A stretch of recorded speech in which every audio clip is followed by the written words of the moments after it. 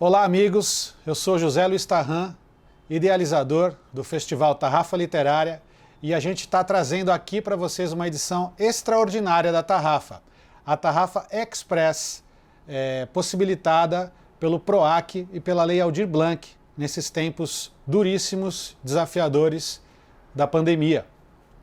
Essa lei ela possibilita e estimula a produção cultural pelo estado de São Paulo.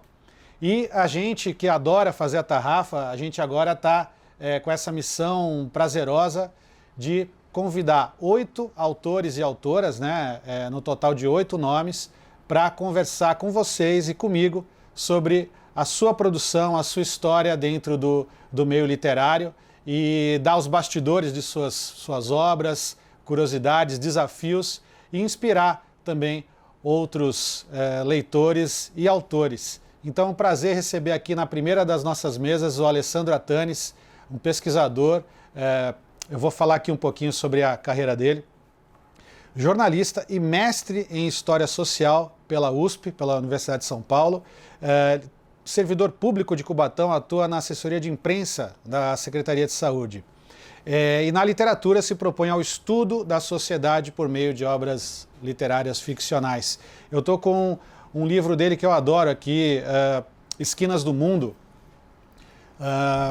ensaios sobre história e literatura a partir do Porto de Santos. Então é um prazer começar a Tarrafa Express dentro do nosso território, o território físico e literário. E o Alessandro Attanes vai explicar mais que negócio é esse dessa soma do físico e do literário. Olá, Alessandro Attanes, bem-vindo à Tarrafa Express. Boa noite aos ouvintes. Queria agradecer a produção pelo apoio. Estamos nesse formato ainda em aprendizado, né? Estou à disposição para as perguntas. Eu quero partir para a gente falar bastante sobre o teu trabalho autoral. Eu queria que você me falasse um pouco já de cara sobre a construção sua como leitor. Quais são suas lembranças, primeiras lembranças como leitor e como que você como leitor, eu sei que você é um leitor dedicado, um leitor que tem disciplina até nas suas leituras, nas suas buscas, né? Quando se deu a migração do leitor para o autor? Foi uma consequência, simplesmente uma transbordação mesmo. A minha pesquisa é fruto de ler, gera um leitor comum, não sei se é uma expressão legal, que eu acho que todo leitor é especial só por ser leitor, não existe leitor comum, mas comecei a estudar, a voltar a estudar, né, quando fiz especialização na virada de 99 para 2000, e fui estudando a especialização, 4 disciplinas como aluno especial do mestrado e depois o próprio mestrado até 2008, quando defendi. E, simultaneamente, tem 5 anos de textos semanais jornalísticos sobre essas questões da pesquisa. Então, nós temos aí 800 e tantas páginas escritas ao longo de 10 anos de pesquisa que desaguam no Esquinas do Mundo, em 2013, quando ele é publicado.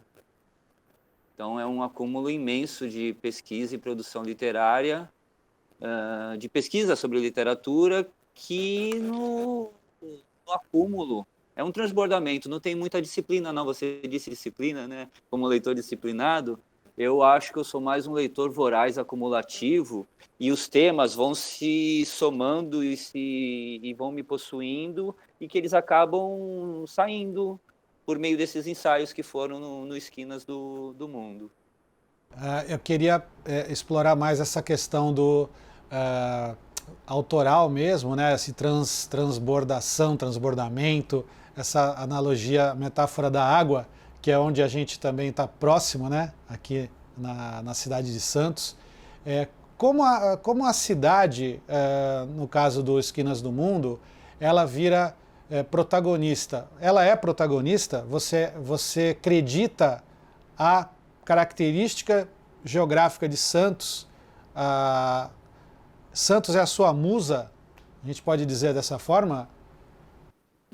Zé, que pegadinha. Eu não sei ao certo, porque eu acho que Santos é por onde eu transito. Porque eu não gosto, uma coisa que me fez estudar a história da cidade de Santos foi uma vontade de ir contra a, ao almanaque, ao que é divertido, ao que é episódico, ao que. Não ao almanaque em si, não ao episódico em si, mas nós temos uma importância histórica no Brasil e no mundo devido à nossa condição de ser porto, que qualquer pesquisador que quiser enfiar o pé na lama desses nossos charcos históricos vai ter assunto para fazer pesquisa com profundidade, com maestria, com trazendo notícias nesse sentido de que são coisas novas a serem pesquisadas. Assim como eu tenho feito essa história da literatura em Santos, tem história de outras áreas artísticas a ser desvendada. No teatro tem alguma coisa, artes plásticas começou a aparecer. Só na área artística nós temos assim um conjunto de assuntos esperando ser desvendados de uma forma mais até respeitosa e profunda do que as simples pinceladas dos registros. Nós temos gente muito boa produzindo arte na cidade e que já produziu arte na cidade. Então, essa reflexão que eu faço na área da literatura e que outras pessoas podem fazer, nos faz ver um corpo de livros e de pensamento que a cidade reuniu ao longo de séculos já. Sim, eu gosto muito desse caminho também da produção nunca estar acabada, não é? Cada produção sugere a próxima, cada livro, cada obra, não é? Me fala para o nosso leitor que está do outro lado, nos assistindo, me fala um pouquinho o que é o Esquinas do Mundo. Que eu acho um livro extremamente curioso e até um livro revelador e surpreendente. Como foi a concepção da tua ideia primeiro, depois a gente vai entrar mais nos detalhes dos personagens reais que estão lá. O livro é bem resultado, né, das pesquisas. Então, acho que o salto do livro foi, de um lado, pegar a dissertação do mestrado de 2008 e avançar na pesquisa. E, por outro lado, como já fiz uma dissertação de 120 páginas e tantas sobre o mesmo tema, o livro são vários ensaios de leituras que foram se acumulando ao longo do mestrado, em que cada um com 10, 15 páginas, alguns um pouquinho mais, não mais que 20. E eles mostram uma série de pessoas que escreveram sobre a cidade, ou que escreveram na cidade, que formam a nossa estante, o nosso cânone literário, de alguma forma, né, se a gente pensar nessa terminologia. Estão ali os nossos clássicos. Vicente Carvalho, tem um ensaio que eu dedico ao Vicente Carvalho. Roldão Mendes Rosa, Narciso de Andrade, Rui Ribeiro Couto, os contemporâneos, Amador Martins, Lídia Maria de Mello, Flávio Vegas Amoreira, Ademir Demarque, o Alberto Martins, um autor que tem construindo uma cidade de Santos nos seus últimos 3, 4 livros, desde 2002 até agora. Uma cidade que vai crescendo e que é um palco desse momento até do Brasil e do mundo, das relações econômicas, desse neoliberalismo que deixa muitas marcas na cidade, dessa forma econômica que explora a cidade. Um exemplo que eu acho fantástico, o Alberto Martins transforma o cemitério do Paquetá o mais tradicional da cidade, onde enterramos recentemente o prefeito de São Paulo, Bruno Covas. Ele transforma esse espaço sagrado, que é um cemitério, e super representativo da cidade, ele demole o cemitério e o transforma num pátio de container para receber as cargas das operações portuárias da cidade. Essa é a riqueza com No que a livro A ficção História dos trabalha, Ossos. né? Foi no História dos Ossos, né? Isso, na História dos Ossos, é uma das histórias do História dos Ossos. E essa pegada da ficção de mostrar esse impacto na cidade ao escolher um dos lugares mais representativos de Santos para ser o alvo dessa demolição é de uma riqueza que mostra, ao mesmo tempo, o valor desse espaço. Quando lemos, sentimos algo sobre isso. Todo santista vai ficar sentido com esse episódio, e ao mesmo tempo isso nos informa de uma forma categórica e profunda o que é o impacto da operação portuária sobre a cidade. Não há reportagem ou ensaio ou livro de historiador e pesquisador que mostre o impacto das operações do porto sobre a cidade como esse pequeno episódio de uma página do História dos Ossos, do Alberto Martins. Eu acho que essa é a pegada da minha pesquisa, se eu colocar assim, de como a ficção, o que só a ficção nos conta, o que só a ficção pode falar sobre Santos, que os relatórios de carga não falam, que os atos oficiais da prefeitura, do judiciário, do legislativo não falam, o que a imprensa não fala, o que a pesquisa não fala, o que as universidades não falam sobre Santos, é o que a ficção fala sobre Santos. Esse exemplo do Alberto Martins, eu acho que ele é bem fundamental para mim, eu sempre o repito. Adorei que você lembrou do Alberto Martins, o Betito Martins, que ele é o editor, é o publisher da editora 34, né, uma das principais editoras do Brasil, né? Casa também do Irineu Franco Perpétuo, que será um dos entrevistados na Tarrafa Express. E o Alberto Martins, o Betito, ele tem essa construção dele, essa soma do poeta, do romancista, do artista plástico, do editor, é uma multiprodução. Você também gosta dessa multiplicidade, Alessandro? Você prefere, você acha que você é mais um especialista ou você gosta também do múltiplo? Você, como... Eu gosto do múltiplo. Às vezes eu já fui chamado de acadêmico, algumas vezes, não no bom sentido, mas eu gosto da multiplicidade. Eu sou jornalista de formação, por gostar de vários assuntos diferentes. Era assim, o que eu vou fazer o quê? Jornalismo, que eu posso escrever um dia sobre alguma coisa, outro dia sobre outro assunto, no terceiro dia sobre... É meio que uma ilusão até. Mas, enfim, por gostar de vários assuntos, foi que eu escolhi jornalismo. E eu fiz a minha pesquisa histórica, estudando ficção como objeto de pesquisa. E, simultaneamente a ser pesquisador, eu componho. Então, muitos desses poemas que aprendi a amar e decorar ao longo dos anos, eu transformei em músicas. Fiz até um recital, uma vez apresentei num barco. Eu lembro disso. Em que o Rota Literária, em que essas músicas foram apresentadas pela primeira vez. Então tem poemas do Roldão Mendes Rosa, que eu musiquei, do Narciso de Andrade, do Ribeiro Couto. Que coisas tristes são os poemas do Ribeiro Couto. De uma nostalgia, de uma melancolia. E são lindos também, são maravilhosos. Seriam bons se eles fossem reeditados, os poemas do Ribeiro Couto. Eu tenho só numa coletânea.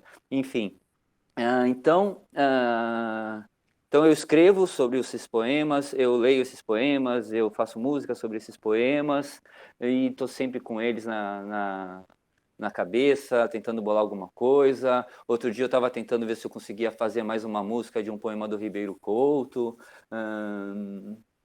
enfim. E aí eu comecei com essa coisa dos portos, comecei a ler sobre portos, outros portos além de Santos. Então eu comecei a ler sobre, principalmente Buenos Aires, que calhou de ter mais à mão, e comecei a trazer livros da Argentina para ler em espanhol os relatos dos viajantes. Um que eu tenho desde o início, lá de 2000 que eu comprei esse livro, quando eu ainda estava fazendo a especialização, é La Ruta Argentina, o país contado por viajantes e escritores. Aí tem o Darwin falando sobre sua passagem pela Patagônia, o pirata Anthony Canivete, que ele era da tripulação do capitão Thomas Cavendish, que aterrorizou Santos numa noite de Natal, invadiram a cidade. Aí nós temos o relato do Cavendish e temos o relato do próprio Canivete, que ele acabou sendo deserdado, jogado no Brasil pelo Cavendish, como se estivesse fazendo motim, ele mais outros marujos. Ele acaba ficando uns 20 anos no Brasil, é escravizado pelos portugueses, foge com os índios que estavam atacando a aldeia dos portugueses, ele é libertado e vive entre os índios, aí os portugueses o escravizam novamente no contra-ataque, enfim, aí ele só publica o livro quando consegue voltar para a Inglaterra quase 30 anos depois, se não me engano. Enfim, aí as coisas aí vão puxando, aí a partir daí eu comecei a traduzir poesia sobre outros portos, feitas em espanhol. Então eu tenho poemas sobre o porto do Peru, Callao, ao lado de Lima, poemas sobre Buenos Aires. Tem uma pesquisa que eu estou começando sobre um pintor que pinta La Boca, é o Quinquela Martín. Começando, não sei, ela já tem alguns anos, ela está até no Esquina citada, eu cito o Quinquela Martín, que faz... No bairro La Boca, se diz no bairro? Ele pinta La Boca. Do... Ele pinta telas gigantescas de 2,30 m por 3, com grandes operações portuárias, centenas de estivadores carregando carga para dentro dos navios e para os armazéns, em tons muito legais e coloridos, como aquelas casinhas da Boca. Dizem até que foi esse Quinquela que inventou as cores da Boca, daquelas casinhas de metal que a gente vê quando passeia por lá. El Caminito. Enfim, aí é um fio que não para nunca, né? Sim, sim. E uma vez eu lembro que eu li uma matéria sobre um livro do Luciano Trigo sobre o Machado, chamado Machado de Assis, o Viajante Imóvel, porque ele aparentava ser um homem viajado, mas ele nunca saiu do Rio de Janeiro, praticamente. Ele era um funcionário público, né, durante boa parte da vida. E você acaba mergulhando na história dos viajantes que deixam suas impressões, né? Muitas vezes ficcionais até. E você é um viajante também, Alessandro? Me fala de você no papel do viajante. Te dá um impulso parecido de deixar marcas literárias? Você está aprisionado dentro disso ou não? Ou é diferente? Tá, é diferente um pouco, mas tem isso também. Uma vez eu fui em 2008, eu fui para a Espanha fazer curso de espanhol, um mês de férias, foi para estudar espanhol em Salamanca. Uma saidinha para Barcelona, outra para Madrid, mas assim, foi para estudar em Salamanca. E lá eu fiz, como eu fazia esses textos semanais para o site Porto Gente, então eu fiz 4 textos de lá, andando pelas livrarias, sobre livros que eu encontrava lá, notinhas. Aí eu achei interessante e toda vez que eu viajei eu mantive, eu ainda tinha essa coluna, então tem umas notas de Espanha, tem umas notas de Buenos Aires, Montevidéu e algumas notas sobre Lima, que é uma conversa literária que gente daqui de Santos com gente de Lima tem tido já há quase 10 anos de trocas, de traduções que são feitas. Eu tenho traduzido aqui poetas de lá, eles têm traduzido poetas daqui, Ademir Demarque, que é da casa, o Paulo de Toledo também saiu lá. Então tem uma relação, eu tenho publicado aqui o Oscar Limache, que é um livro que é fantástico dele, que é o Viagem à Língua do Porco-Espinho, que são relatos poéticos sobre cidades mitológicas, cidades da antiguidade, cidades modernas, de todo o mundo. É um que eu quero, quem sabe, ainda publicar aqui. E a estrutura desse livro é poética? São poemas sobre várias cidades. E o último trecho é só sobre Lima. a Louca Escorpião, fantástico esse apelido que a cidade tem. Tem o poema que fecha o livro, é sobre um terremoto, um que teve em Lima recentemente, né? Há uma lenda lá de que um grande terremoto vai acabar com a cidade, porque ali é uma falha também, né? Do lado da Cordilheira dos Andes, da cidade, né? Uma coisa que é legal em Lima é você entra nos lugares que tem aviso de tsunami e aviso de terremoto, para você se localizar. É uma emoção para quem é dessa cidade, que tem essa baía aqui de águas quase piscinais, né? A gente ter o Pacífico ali pronto a acabar com a gente é uma sensação muito legal. E o Limache me pediu para escrever sobre Lima, que ele queria publicar lá.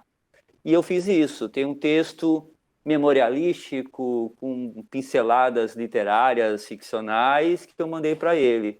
Tem um tempinho já, não sei, ele não publicou. Seria uma primeira publicação de um relato meu de viagem, eu falando sobre Lima, para ser traduzido e publicado lá. Essa que é a brincadeira das traduções. Muito interessante. Eu fiquei um pouco intrigado com você falar que é tão legal essa possibilidade de tsunami. Tem essa história aqui eterna, essa lenda urbana também, não sei se é lenda, se a gente vai falar um pouquinho mais sobre isso, daquela onda que vai engolir Santos, né? Inclusive uma das obras recentes dessa bibliografia que é santista é aquela HQ, Gustavo Duarte, é isso? O nome do quadrinista? E que é uma narrativa visual, né? Uma narrativa visual na qual também aparece a história da grande onda que vai engolir Santos. E você acha que e lá o tsunami e o terremoto? Eu estive em Lima recentemente e vi aquelas encostas, umas montanhas próximas à costa, né? Com os avisos, né? E realmente tem uma tensão no ar, assim, talvez no mar, né? Vamos dizer. E você já conseguiu buscar relatos dessa ameaça, desse maremoto santista? Existe isso em registro, Atanis? Ninguém, pelo menos até chegar em mim, eu nunca vi nenhuma menção a onda, a grande onda. A esse episódio. Não foi ficcionalizado ainda. Mas é algo que eu já pensei sobre. Até quando eu fiz uma oficina na Realejo sobre narrativa, o que eu tentei oferecer foi o seguinte: que temas sobre Santos faltam ser ficcionalizados? Que o Porto é muito, né? Esse meu mapeamento mostra isso, né? Até pela questão própria econômica da cidade e de sua característica de relação internacional, ser esse nó das relações internacionais. Mas nós temos objetos ficcionáveis que ainda foram mal explorados. Os desastres naturais, Ondona eu não sei, mas assim, a cada 3 meses tem ressaca derrubando, né? Muretinha da praia. Daqui a pouco tornar-se-á, olha só, tornar-se-á inútil reconstruí-las, né? Então, é uma questão de tempo. Quem vai, não vamos fazer mais, para quê, né? Alguém vai tomar essa decisão uma hora. Mas nós temos, por exemplo, os prédios tortos. Que sugestões geográficas, morais, éticas, enfim, que situações os prédios tortos podem gerar de narrativas fictícias. Uma que eu acho uma doideira, uma cidade como Santos não desenvolver esse tema ficcionalmente, é o Santos Futebol Clube. É pouquíssimo explorado.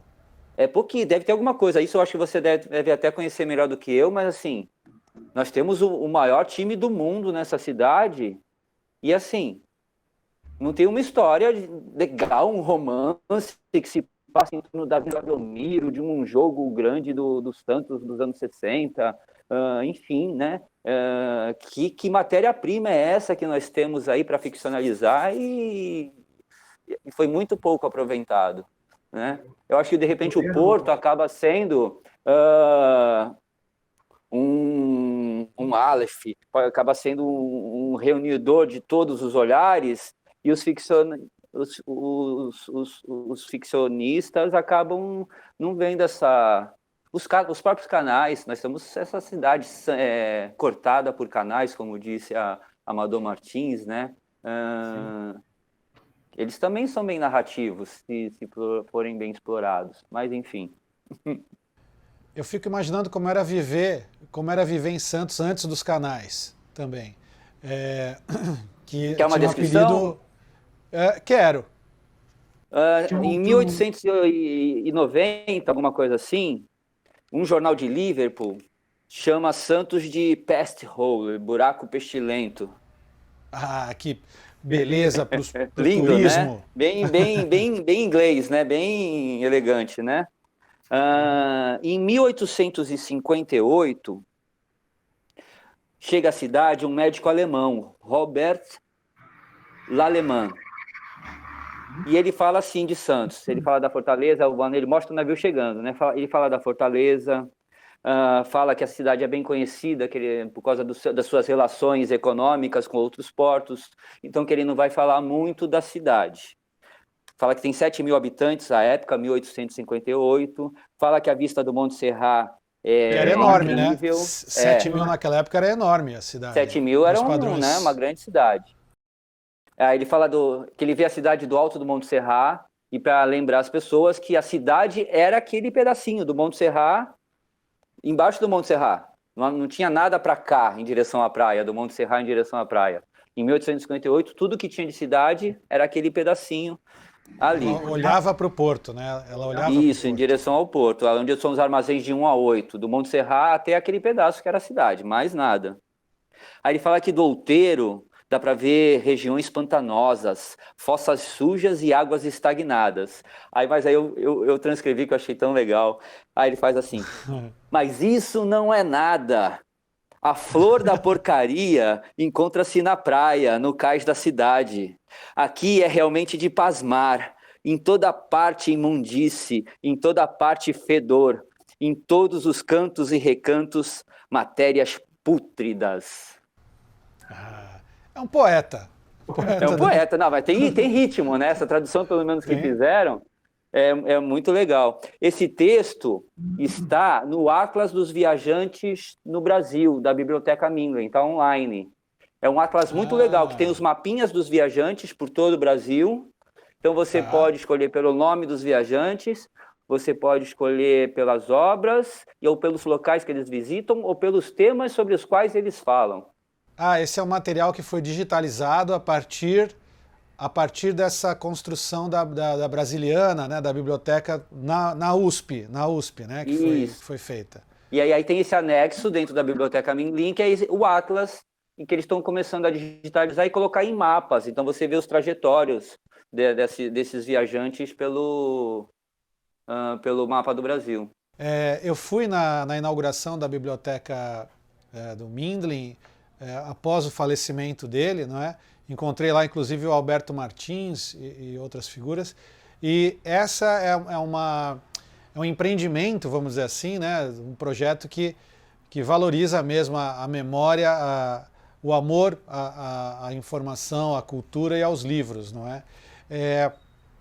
Só falando um pouquinho que você fez umas descrições de Santos, os prédios tortos, para quem não sabe, para quem não é daqui, né, como nós, as pessoas, que prédios tortos são esses? É fácil, quando a gente anda pela orla da praia, né, e não olhamos para o mar, olhamos para a avenida da praia, a gente vê uma série de prédios que se encontram ou se afastam tortos, porque não havia um cálculo, não é, tão perfeito assim sobre as estacas, as profundidades, as fundações. Então, prédios em terrenos arenosos, né, eles foram cedendo e entortando. São uma dezena de torres de Pisa na orla da Praia de Santos, e isso realmente pode gerar analogias com pau que nasce torto, morre torto, ficção, literatura, e entender um pouquinho também, até entender ao pé da letra a questão arquitetônica, a história do Brasil contada pelos prédios, não é, Atanis? Sim. Foi bom esclarecer, né, que nós temos essa peculiaridade que também é pouco explorada pela cidade, até como se eu morasse num prédio torto, eu ia abrir para visitação. Venha tomar sopa no prédio. Enfim, você sabe que eu morei num prédio torto no Núncio Malzone, eu morei no bloco de trás e moleque, meus avós moravam lá. E hoje quem habita esse apartamento é um cliente nosso, um amigo, Luiz Soares de Lima, que você conhece, talvez o procurador, adora poesia também. E eu ainda não visitei o Luiz lá, eu queria voltar no apartamento que eu fiquei na minha infância, na casa do meu avô. E eu jogava futebol de botão lá, e em cima de uma mesa eu tinha que botar um calço, um papelzinho ao maço dobrado, porque a bolinha de feltro escorria. Mas é memorável, né, essas particularidades da nossa cidade. Pequenas adaptações que temos que fazer. Tem, de repente, uma pessoa meio ruim das ideias, que mora num prédio torto e começa a pirar com isso. Dá um bom drama, sei lá, um monólogo, enfim. Enfim, fica pode ter reações. Temas aí. Fica aí as provocações. Deixa eu te perguntar uma coisa a respeito, novamente, dos viajantes, porque no teu livro você relata e mergulha, escava e traz para o leitor as impressões do primeiro olhar sobre Santos. Um dos teus tópicos do livro, né? Há algo em comum entre eles? Você falou do resmungo do Júlio... Do Júlio Ribeiro você não falou, você falou do Ribeiro Couto, né? A gente pode explorar um pouquinho também o Júlio Ribeiro, mas há algo em comum? Você consegue traçar um território comum entre o impacto da primeira vista na cidade de Santos através da literatura? Sim, isso é bem claro nesses poemas dos estrangeiros, do Neruda, da Bishop e do Sendrath. Cada um tem sua cor poética própria, seu estilo do verso, métrica, rima, não rima, nenhum deles rimam, são versos modernos, né, do século XX. O Sendrath vem em Santos na década de 20, 26, se eu não me engano, vem visitar os modernistas. A Bishop chega em Santos quase 30 anos depois, na década de 50, no início da década de 50, e os dois escrevem poemas que têm o mesmo nome, Chegada em Santos, que já mostra alguma coisa em comum, mas cada um na sua própria cor. E o Neruda tem um poema de 67, então já 15 anos depois, um pouquinho mais, do que o poema da Bishop, e o poema dele se chama Santos Revisitado. Então já mostra que ele voltou à cidade. No poema ele compara a Santos que ele vê em 67 com a Santos que ele viu lá nos anos 20 também. E o que tem em comum os três poemas é o chegar ao estuário, entrar pela Bahia e chegar ao estuário. Nós acompanhamos, lendo os três poemas, esse mesmo... Quem leva os poemas são os navios, digamos assim. Os poemas são conduzidos pela navegação, pela Bahia, desde a Bahia até atracar no cais. Cada um vê coisas diferentes, a Bishop é mais prosaica, pitoresca, o Sendrath está muito... Ele fala que o sol atordoa, ele está muito sentindo... Parece que vem em janeiro, pelo que a gente sente no poema. Coitado do Sendrath. O Neruda com a preocupação social, né, da crítica social, cada um na sua cor, cada um com a sua preocupação ali do tema, mas os três repetem o mesmo trajeto.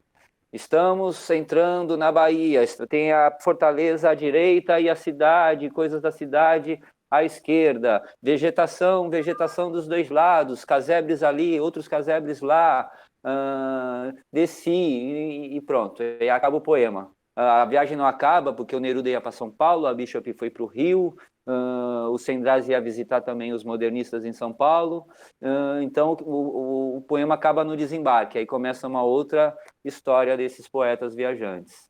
Então a gente vê a estrutura desses três poemas é a mesma e é ditada pelo ato de chegar, não por questões formais, métricas ou temáticas dos três. É interessante a gente pensar sobre isso, né? Que, claro, são escritores, mas desperta, talvez me passe algo de esperança ao chegar no lugar e escrever sobre esse lugar, né? E deve ser uma reação bem automática e natural de um escritor, né? Fazer essa cheguei, né? Vou pôr no papel. né? Mas como os três se estruturam da mesma forma, isso que eu acho muito, e provavelmente um não conhecia a obra do outro, acho muito difícil. Talvez a Bishop já lesse o Neruda, mas o Neruda ter lido a Bishop eu acho muito, muito difícil. Ele só escreve o dele depois dela, então, enfim, tem essa mesma estrutura que é dada pelo espaço, pelo estuário. Quem fala, que eu aprendi muito a ler isso, né, com o Franco Moretti, um italiano geógrafo, que ele faz estudos sobre os espaços ficcionais, a Paris do Balzac, a Londres de Sherlock Holmes, os locais onde acontecem os crimes, os lugares onde acontecem assassinatos, os lugares... não acontece assassinato em Sherlock Holmes em área nobre, apenas na beira do cais, ao longo do Tâmisa. Isso é muito legal, muito interessante. Os portos são sempre isso, esse lugar da aventura, esse lugar... são lugares perigosos também, de repente histórias de aventura, um James Bond andando pelos guindastes, saltando de um guindaste para o outro, atrás do seu arqui-inimigo ali, de repente aquelas cenas de abertura de 007, uma dessa no Porto de Santos ia ficar bem, bem legal. Você tem contato em Hollywood? É verdade. Chegou a hora. Mas enfim, os portos têm essa coisa. Qualquer sequestrado em filme está no armazém, num portinho, tem uns guindastes perto, tem um barquinho, cena de contrabando, tem esse lugar da aventura, né? Que é o porto. Sim. Aquelas cenas de perseguição de carros no porto, que até as montadoras de veículo usam muito, né, o nosso cenário e séries de época também. Enquanto a gente está conversando, eu estou lembrando de outros nomes aqui, que na verdade são curiosidades mesmo. A própria Lilia Schwartz tem um dos seus livros, ela fala sobre os viajantes e ilustradores, né, Atanis? Como eles projetaram um Brasil, né, um Brasil fictício. Eles conseguiram fazer ficção com a ilustração, com as cores, né?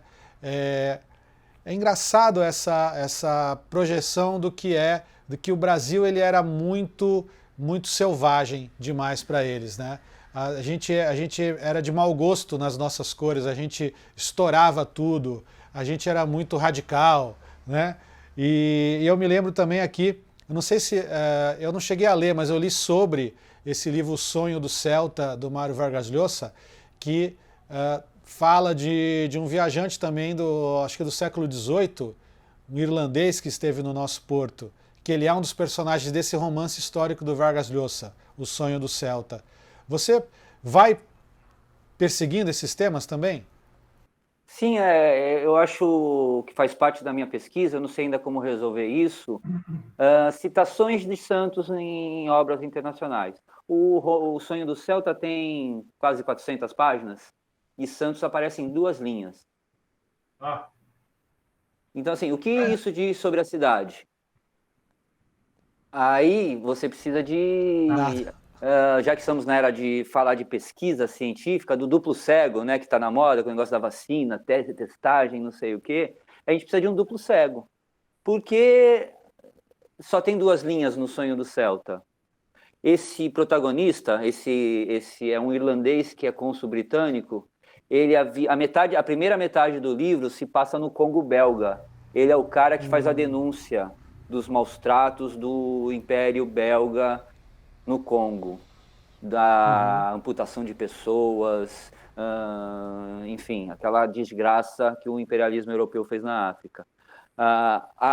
Aí ele faz essa denúncia, os processos começam a correr, e ele é premiado com voltar para Londres, para as coisas voltarem.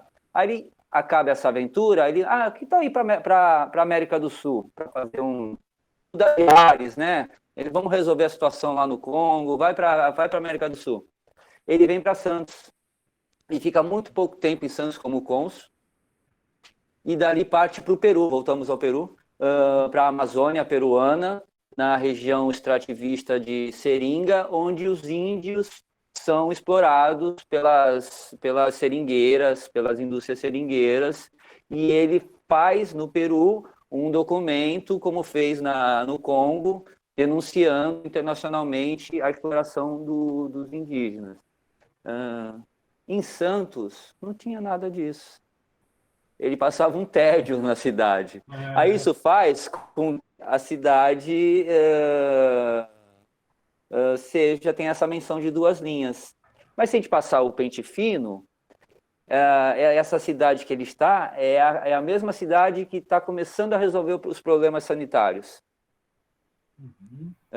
É a mesma cidade que já está num ritmo de Belle Époque quase.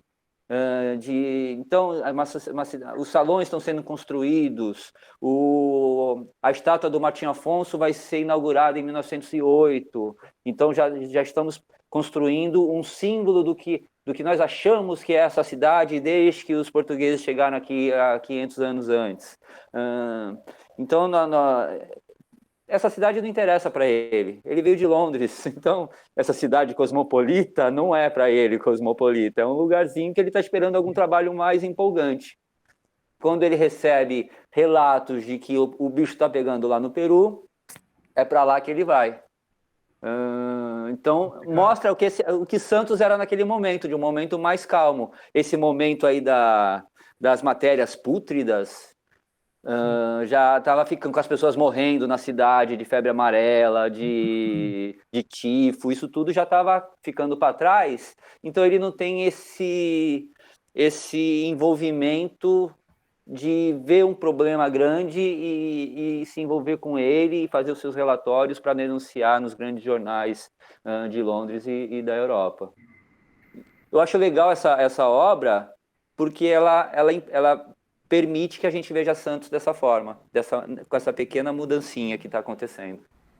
O sonho do Celta, né? Do Mário Vargas Llosa. Sim, o sonho do Celta. E também eu me lembro dos trabalhos do Adélio Gonçalves. Você leu Barcelona Brasileira e você dá para enxergar esse parentesco mesmo em algum momento das nossas características portuárias com Santos e Barcelona? Santos foi chamada de Barcelona brasileira, né? Mas eu acho por uma questão ideológica de presença do anarquismo. Mas os portos, em geral, são parecidos. Mais entre si do que com outros bairros da cidade. E essa, de repente, é uma tese minha. É uma hipótese que eu tenho levantado ultimamente. La Boca e o Paquetá aqui são parecidíssimos. Até o tipo de construçãozinha ali na beirada do cais. O que é diferente é o que cada cidade faz desse lugar. Mas não vamos falar disso, vamos falar de literatura. E você pega fotos de Liverpool, você pega o próprio Rio de Janeiro, a parte portuária, que Rio também é capital, foi capital federal, tem outra pegada também. Mas pega o lado portuário do Rio, Santos, Liverpool, Lisboa, os trechos de cais são muito parecidos entre si. Você pega a Marne e a Ladra do Hitchcock, tirando aquelas casinhas de tijolo da estilo inglês, né, que tem eu acho que é Baltimore, nos Estados Unidos, em que se passa o filme, a beira do cais é a mesma que aqui. Até a questão da aventura também, né? Ele usa o porto, o Hitchcock ele sabe dessa função narrativa dos portos e leva a problemática da história para o porto. É uma adaptação, é um romance, né? Mas enfim, no filme a gente vê esse uso narrativo do porto. Tem um romance de um boliviano, Céspedes, que quem me deu o livro foi o próprio Adélio Gonçalves, ele me indicou. É um cara que quer vir para o Brasil, ele está envolvido naqueles golpes de Estado que tem lá na Bolívia, e que ele vem para o Brasil e vem para Santos atrás de um carregamento de armas contrabandeadas pelo porto. São 2 páginas também que a cidade está no livro, mas que demonstra essa importância da cidade como nó das relações econômicas internacionais, ainda que sejam ilegais nesse caso, o contrabando de arma. Mas o nó é o mesmo, é por aqui que entra, é por aqui que sai. Tanto carga, tanto soja, quanto cocaína. É o mesmo nó que é usado por todas as atividades econômicas, as lícitas e as ilegais. Enfim, aí você estava falando do Adelto, não é? Eu fugi um pouquinho e voltei, né, já que ele me deu o livro. O Adelto faz um romance histórico fantástico. Ele põe um crime em meio às greves de 1917, as greves anarquistas. E ele, além do conflito social, ele põe um crime. E é legal que é um crime que ele traz de 2 anos depois. Ele é um crime que ele leu nos jornais e ele põe junto às greves para poder... É o que os ficcionistas fazem, né? Eu vou repetir, tá? Que eu vi um barulho aí. Não sei se passou aí. Aqui não foi. Uma moto. Meio que um motor, o Adelto Gonçalves, ele ficcionaliza no Barcelona Brasileira um crime que aconteceu alguns anos depois da ação. Ele traz para a ação do livro, que são as greves anarquistas de 1917, para que haja dramaticidade. E ele vincula o crime aos próprios conflitos trabalhistas daquele momento. O que é muito interessante tem um historiador que mostra que o crime aconteceu não aconteceu simultaneamente às greves, que foi motivado por questões de conflitos pessoais, não ideológicas. Mas sabe quem também fez a operação ficcional? Foi a polícia, que para expulsar do Brasil um dos autores, que era um espanhol, vincula o crime passional às greves. E olha só que doideira. Então, assim, a polícia e o escritor criaram ficção, um romance legítimo num caso e um inquérito policial ilegítimo no outro, mas são duas ficções sobre o mesmo assunto, usando de novo a mesma forma narrativa. Trouxe um episódio dramático de 1 ano para o momento das greves, para que houvesse uma dramatização para o leitor num caso e para a justiça no outro. Os caras foram expulsos do Brasil. Nossa, no caso, uma ficção desejável e outra questionável. Então, as ficções estão aí, né? O negócio de fake news não é bolinho, não. Quem acompanha os textos do historiador italiano Carlo Ginzburg, ou mesmo do Umberto Eco, os textos ensaísticos, eles falam muito sobre fake news ao longo da história. Principalmente quando começam aqueles jornais de imprensa do século, junto com a Revolução Francesa, aquelas coisas ali. Vixe, é um ninho de fake news naquela época. O próprio Fernando Moraes fala sobre as fake news no Corações Sujos, né? É verdade, tem ali também, né? Da propaganda de guerra, né? Fake news total, propaganda de guerra, o nome. Aperta a tecla SAB. É bom para o pessoal saber que antes do tio maluco do WhatsApp, agora existiam as fake news em outras épocas da história. Eu queria também te perguntar algo sobre...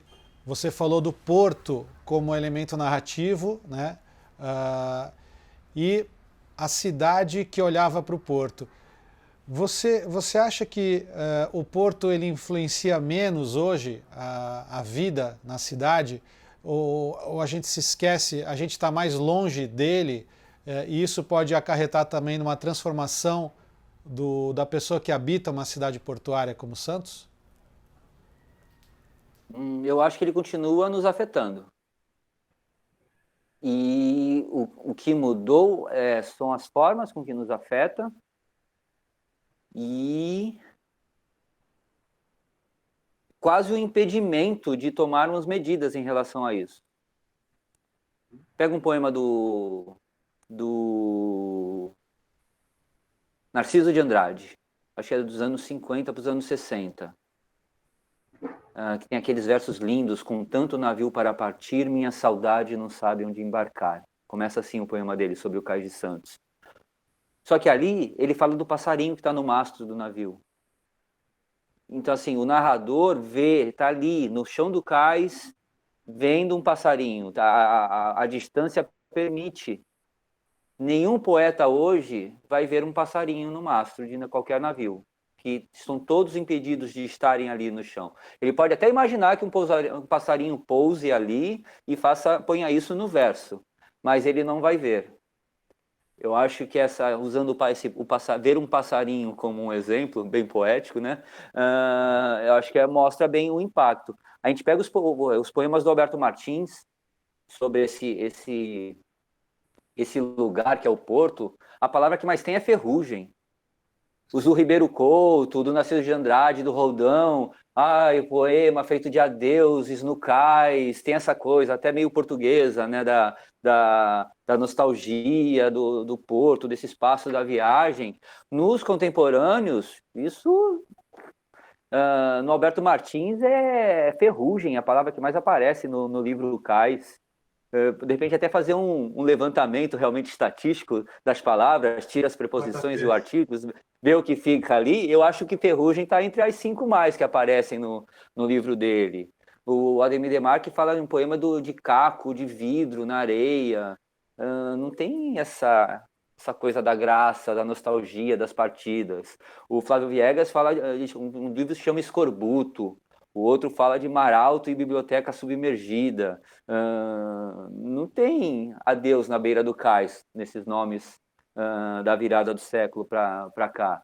Eles já mostram esse porto das operações, dessas operações que vão derrubar o cemitério do Paquetá e toda a nossa memória, que o porto vai avançando sobre a cidade, né? Ali mesmo onde é a perimetral do Porto, no final da 28 de setembro, no Macuco, era o Clube Portuários. Essa área, o Portuários ainda existe, veio aqui para perto de casa, aqui no Jabaquara, mas aquele espaço era da cidade, era de um clube da cidade, ligado ao Porto, Portuários, né? Mas, enfim, era um espaço de sociabilização que passa a ser um espaço de tráfego, ainda que ajude no trânsito da cidade de uma forma geral, talvez nem mais, né? Já tem uns anos a perimetral, é um espaço que foi tomado da cidade.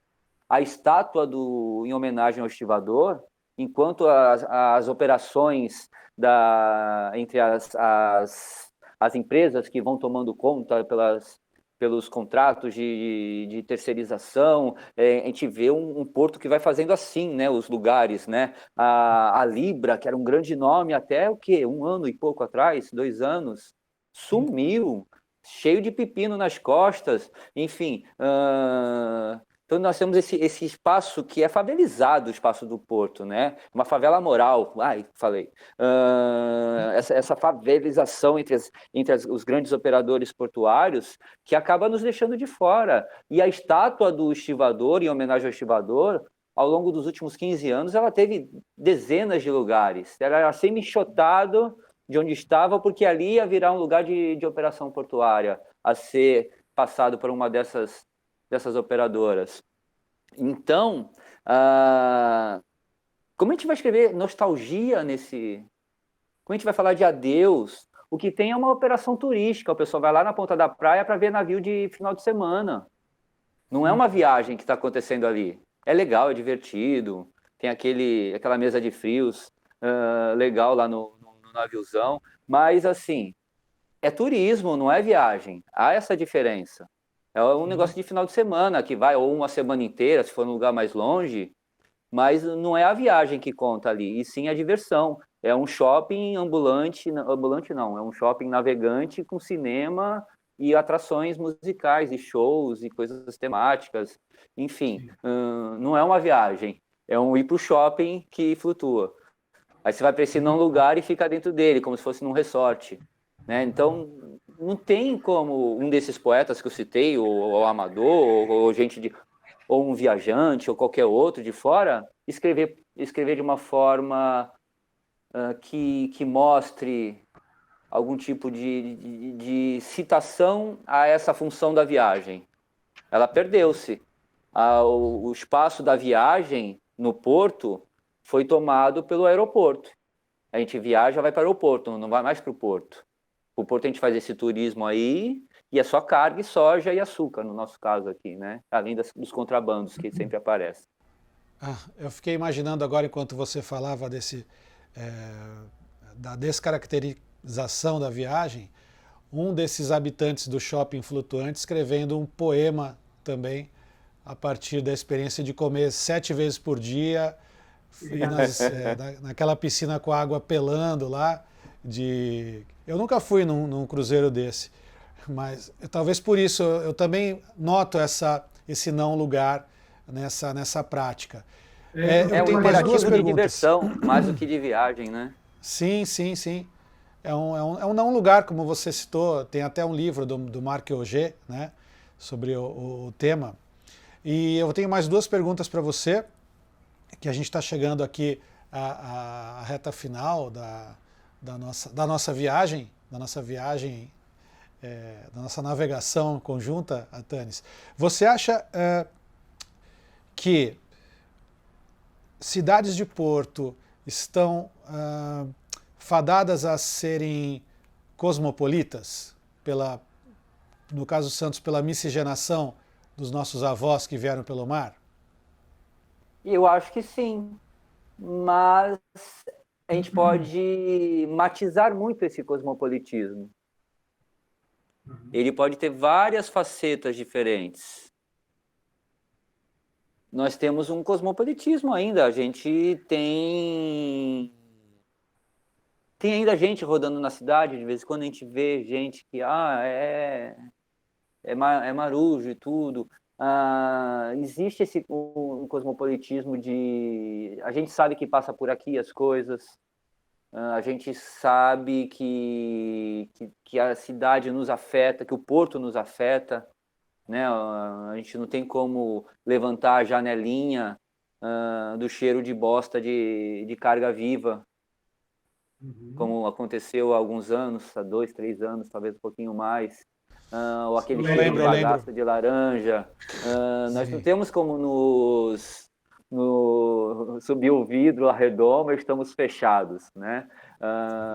O tráfego, os congestionamentos na Anchieta, na entrada do porto, duplica, faz não sei o que, vai lá e está sempre congestionado. Se a gente bate recorde de safra, não adianta duplicar nada. É a soja descendo aqui por aqui, a soja de Mato Grosso descendo por aqui durante 2, 3 meses, causando congestionamentos, parando ambulâncias na entrada.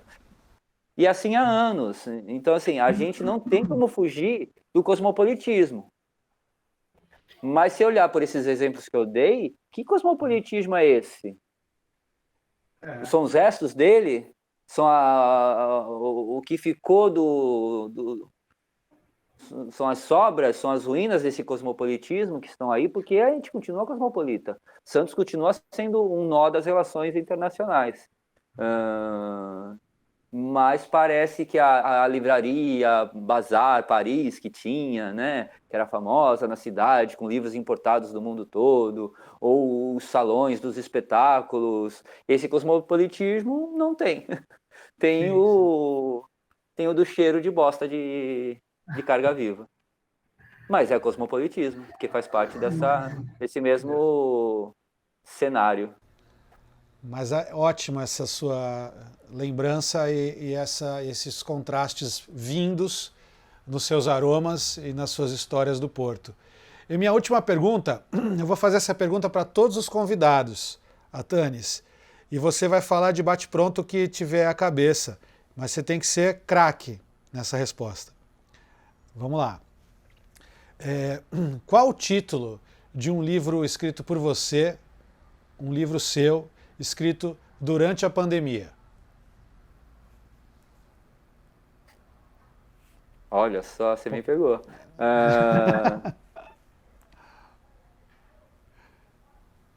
Eu não fiz home office. Vou anotar. Por causa da minha atividade lá na Secretaria de Saúde de Cubatão.